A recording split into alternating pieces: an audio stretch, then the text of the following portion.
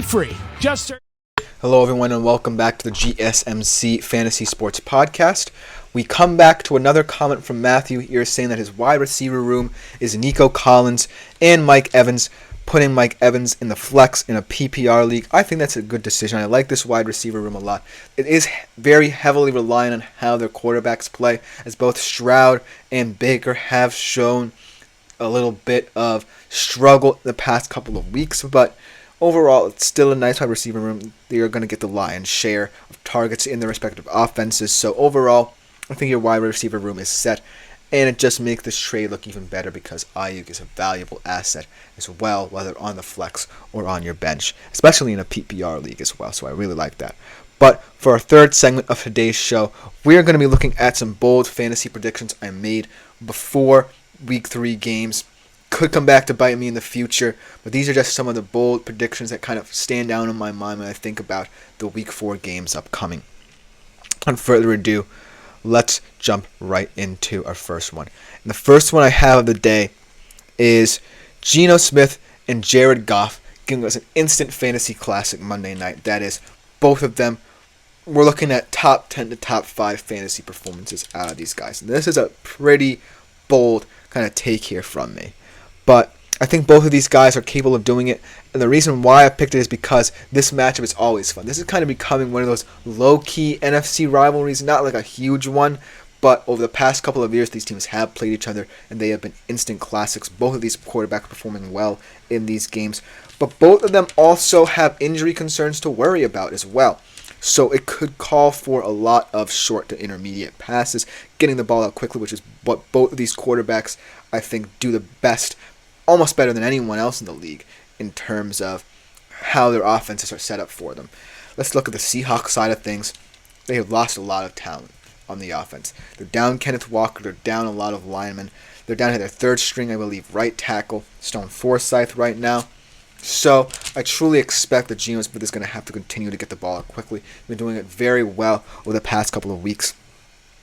And to great effect as well. He's been getting all his different weapons involved. Jackson Smith and Jigba are really showing out. DK Metcalf, a couple of long touchdown catches over the past couple of weeks. So look for Geno to try and keep this offense in a good tempo. I like that he's trying to include Charbonnet. Charbonnet himself is maturing in this offense. And as long as he's going to be called upon to be the running back one in the system, he's going to have to live up to expectations. So look for him to continue to contribute as well. On the Lions side of things, Jared Goff hasn't really looked good this year.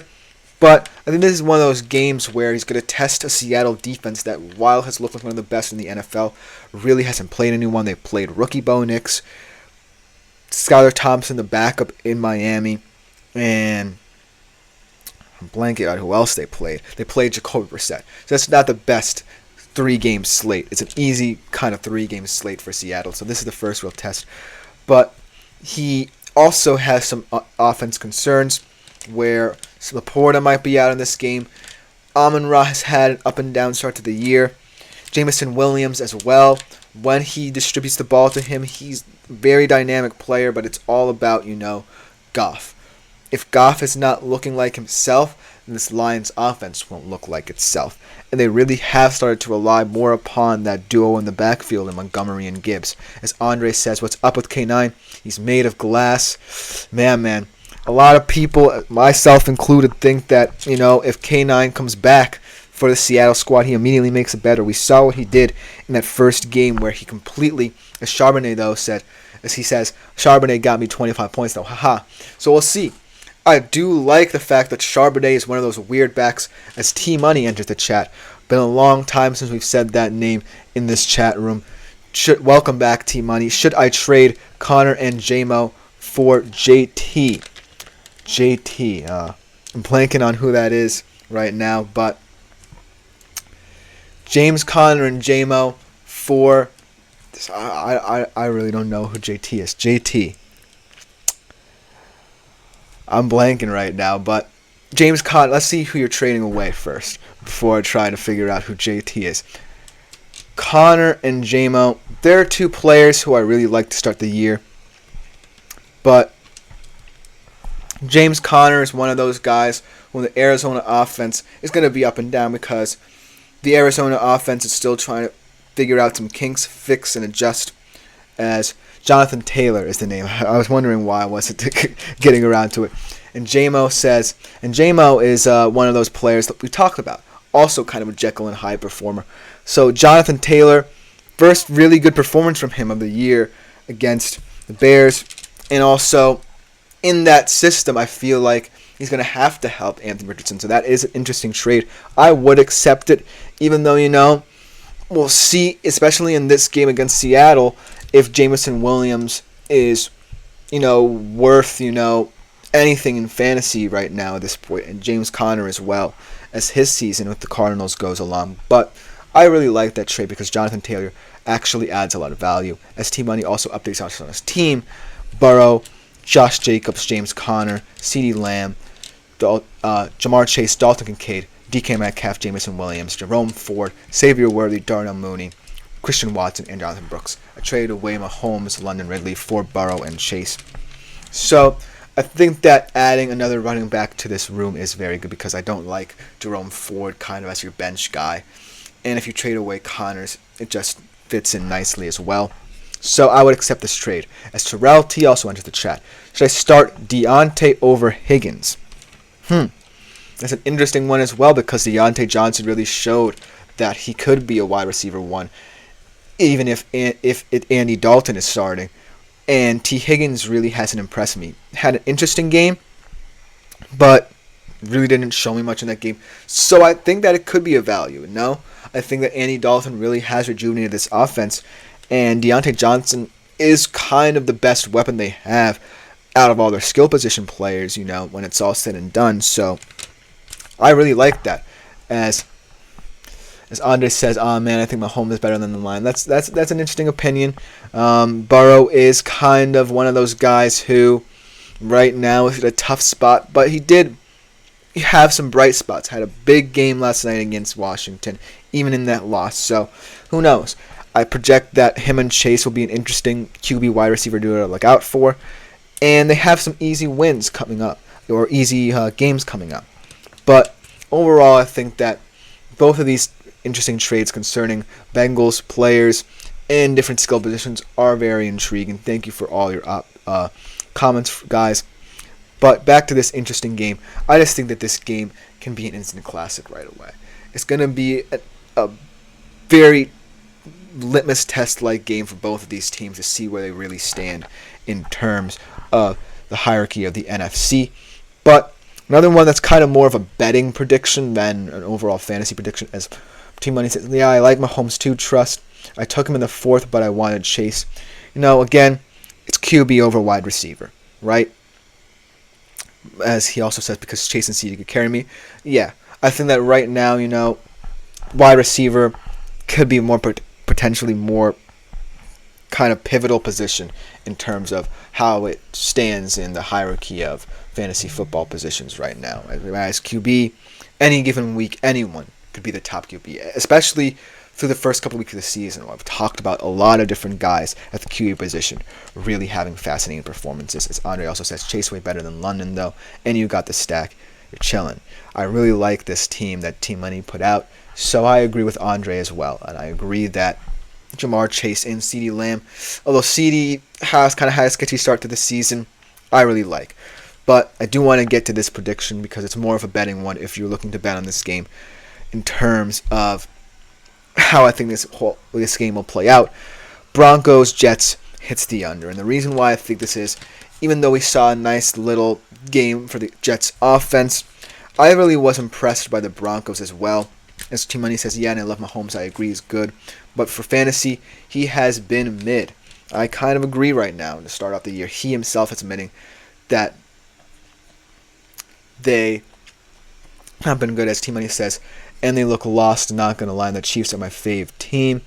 I think that, I don't necessarily know if they look lost, but I do agree that right now they're not playing the best football they can. And we know they can't. But as of right now, though, I kind of agree with your statement. It's just a very weird QB market right now. You could really stick anyone out there and expect them to have a big game. The wide receiver is very important. Trying to find the number one is always very important. So I appreciate all your discussion, Team Money. As Andre said, Brees going for 100 yards. Well, he can go for 100 yards. I just don't think that this game will be very high scoring. I think that, as he also says, Braylon Allen 50 plus. I think that this is going to be a game dictated by the ground game for both of these teams, because when I look at it, the Broncos' perhaps best unit is their run defense. I know it's kind of weird to say, but they did a good job for the most part against the Bucs. And for what it's worth, I think that they're going to want to key in on that aspect and try and, pressure Aaron Rodgers to hurt them a little more vertically, because even though he didn't have an impressive game, he's not, the best vertical thrower. But on the Jets side of things as well, I'm still very worried about Garrett Wilson. It's going to be an interesting matchup that I'll talk about in future episodes with him and Pat Surtain. But this whole offensive relationship, trying to work its way up to where it can actually be a true Super Bowl contender, is something to monitor. And the Broncos right now should have a lot of confidence. But that being said, I think that Bo Nix, for as good a game as he had against Tampa, still isn't going to give you much upside in terms of throwing for touchdowns. I think that it was nice to have a common game like this, but overall, the Jets defense is coming off a nice game for themselves, so look for this to hit the under. Just going through the last ones pretty quickly. This one kind of lost a little bit of its luster after the Rams had a shocking win, but the Bears defense could take advantage of a depleted Rams team.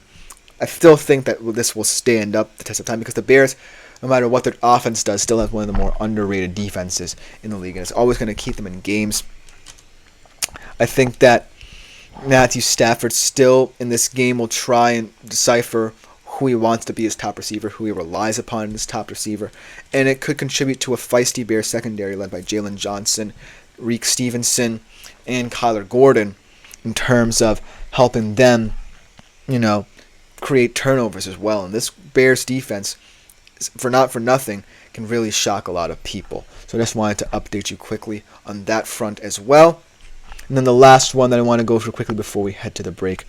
This one kind of feels like it could hit, especially. And this one could potentially be a big one as well. Pretty bold last prediction there, but the Falcons upsetting the Saints is the one that I think will ultimately hit. Kirk Cousins being the QB1, well, he's still out there on waivers in my personal league, but he is someone who has proven that he's coming back from this Achilles injury much better than we initially expected, and he's leading this young Falcons offense, and ultimately I think the sky's the limit for them.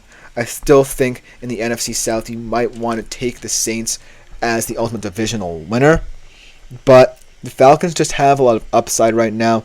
They really almost deserve to beat the Chiefs, They had moments in the red zone where they just couldn't punch it in. But this is a team that's really looking on the up and up again. And I really like the profile of what I see out of them, especially Kirk. And it's kind of bold to put him in the QB1. Maybe I would lower this to around like QB7, 8.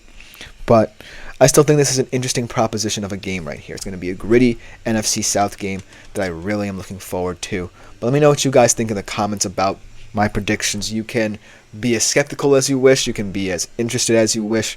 But that will just about do it for this segment. Coming up for our fourth segment of the day, I begin my rankings for this upcoming weekend based off all the favorable matchups. Which QBs and running backs do I believe will have standout games this weekend? I'll be right back to talk about the QBs first, right after this short break.